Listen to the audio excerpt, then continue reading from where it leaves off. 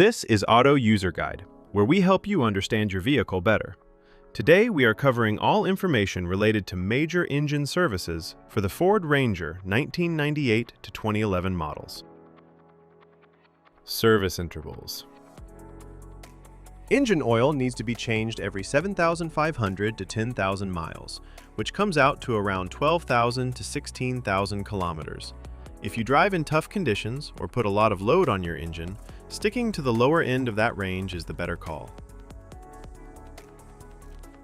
Engine coolant has a much longer life. The first replacement comes at around 200,000 miles. After that, it needs to be swapped out every 50,000 miles going forward. It keeps your engine temperature in check, so keeping it fresh is something you don't want to skip.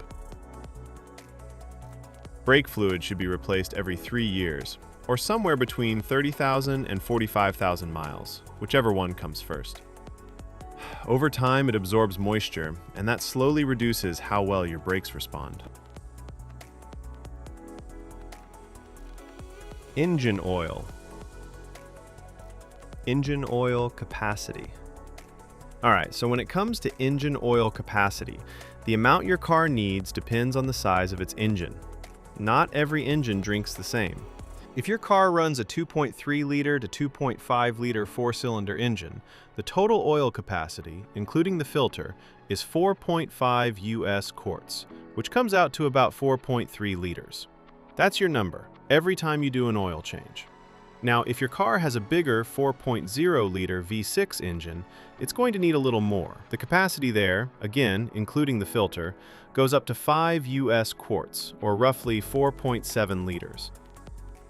Recommended engine oil. Now let's talk about which engine oil you should be using. The recommendation is to go with a genuine engine oil, or any good quality commercial engine oil, if it matches the right type and viscosity for the temperature in your area. That last part matters more than people realize. The oil that works well in a cold climate isn't always the best choice for somewhere hot, so always check the viscosity chart and pick accordingly. On the topic of synthetic oil, you can use it. Synthetic motor oil is perfectly fine as long as two things check out. It carries the API certification seal, and it matches the viscosity grade your engine calls for. If both boxes are ticked, you're good to go.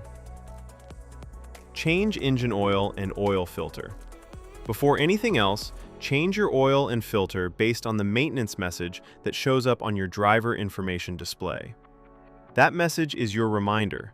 Don't ignore it. Here's how the full process goes. Step 1. Start the engine and let it run until it reaches its normal operating temperature. Once it's warmed up, turn it off.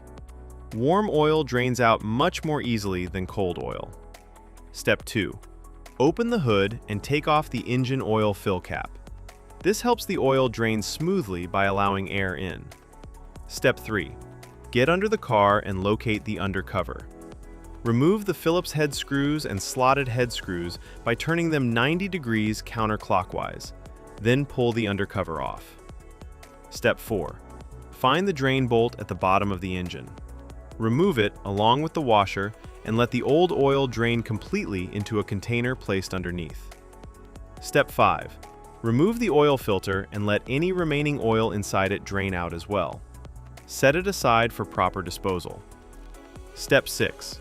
Before putting on a new filter, check that the old filter gasket didn't stick to the engine's contact surface.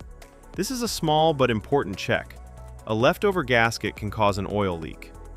Step 7. Clean the contact surface on the engine block, wiping away any dirt or dust. Then install a fresh oil filter. Step 8. Put a new washer on the drain bolt and reinstall it back into the engine. Step 9. Pour in the recommended engine oil. Make sure you're using the right type and the correct amount for your engine size. Step 10. Put the oil fill cap back on securely and start the engine. Step 11. Let the engine run for a few minutes, then get underneath and check around the drain bolt and oil filter for any leaks. If you see drips, shut the engine off and address it before going further. Step 12. Turn the engine off and wait for about 3 minutes. This gives the oil time to settle. Then pull out the dipstick and check that the oil level is right where it should be. gauge.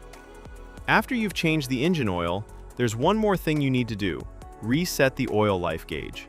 If you skip this step, the car won't know the oil has been changed and will keep showing you an inaccurate reading. Here's how to do it on your car. First, make sure the ignition is on. You don't need to start the engine, just press the start button without pressing the brake pedal so the system powers up.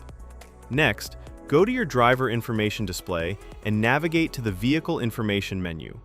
You'll find an option that shows your current oil life percentage. Once you're on that screen, press and hold the selection button, usually the one on your steering wheel, for about 10 seconds. The oil life indicator will start to blink, which means it's ready to be reset. While it's blinking, press and hold the button again. The display will reset back to 100%, confirming that the system now recognizes the fresh oil. Once you see 100% on the screen, you're done. The gauge has been successfully reset. After that, go ahead and start the engine normally. Let it run for a moment and confirm that no warning lights related to the oil are showing up on the dashboard. Now we're moving on to coolant and fluid specifications. Keeping your coolant at the right level is just as important as your engine oil. It keeps your engine from overheating and running into serious problems. Engine coolant, radiator. Before you touch anything, make sure both the engine and the radiator are completely cool. Never open the radiator cap on a hot engine. The pressure inside can cause boiling coolant to spray out and burn you. Once everything is cool, place your hand on the radiator cap and turn it just 1/8 of a turn counterclockwise. This releases any built-up pressure inside the cooling system. Give it a moment to settle. Now push the cap down and continue turning it counterclockwise to fully remove it. Look inside and check the coolant level. It should be right up to the base of the filler neck. If it's sitting lower than that, go ahead and top it up with the correct coolant. Once the level is good, place the radiator cap back on and tighten it fully. Make sure it's secure before you close the hood. Engine coolant, reserve tank. Again, before checking anything, make sure the engine and radiator have cooled down completely. Now locate the reserve tank. It's a small, translucent container usually sitting near the radiator. Look at the side of the tank and check where the coolant level sits. If it's below the minimum mark, add the specified coolant slowly until it reaches the maximum mark. Don't go above it. Once the level is good, take a moment to inspect the cooling system for any leaks. Look around the hoses, the radiator, and the reserve tank itself. If you notice any drips or wet spots, that's something that needs attention before you drive the car. Now, let's talk about replacement of brake fluid. Checking your brake fluid is straightforward. On the side of the brake fluid reserve tank, you'll notice two markings, a minimum and a maximum line.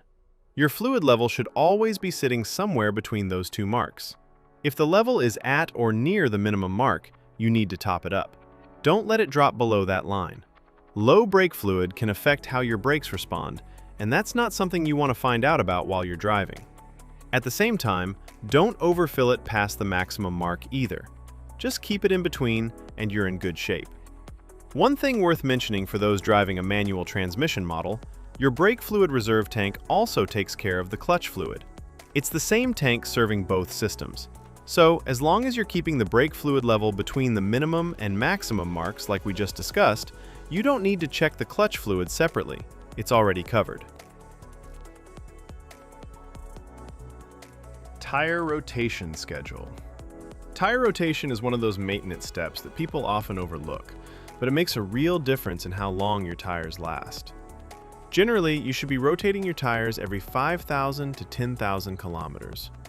If your vehicle manufacturer recommends a different interval, go with that instead. Tires without rotation marks. The diagram on screen shows the rotation pattern for tires without rotation marks. These are also called non-directional tires. Because they don't have a fixed direction of rotation, you have more flexibility in how you rotate them.